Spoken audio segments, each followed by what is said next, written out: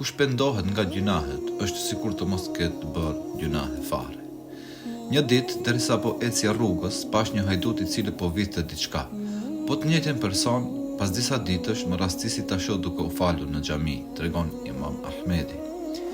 Ju afrova dhe I thash, sjellja jote është e patolerueshme dhe e pahishme. Nuk ka për ta pranuar Allahu namazin tënd përderisa vjedh. O Imam, ndërmjet meje dhe Allahut ka shumë dyert të mbyllura, ndërsa unë dëshirova që një derë ta kem të hapur, ma ktheu hajduti.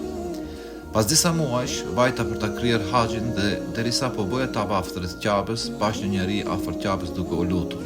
O Allah, më mëshiro, vërtet jam penduar dhe premtoj se nuk do të kthehem në gjunave të mëdha. Me t'ju afruar parë se ishte hajduti, thash me vete, e la një derë të hapur mes ti dhe Allahut, dhe Allahu me mëshirën e tij I hapi të gjitha dyert. Mos I mbyll të gjitha dyert mes teje dhe Allahut, edhe nëse bën gjunahe, pasi ka mundësi që një derë të jetë shkaktare që të hapen pastaj të gjitha dyert e tjera.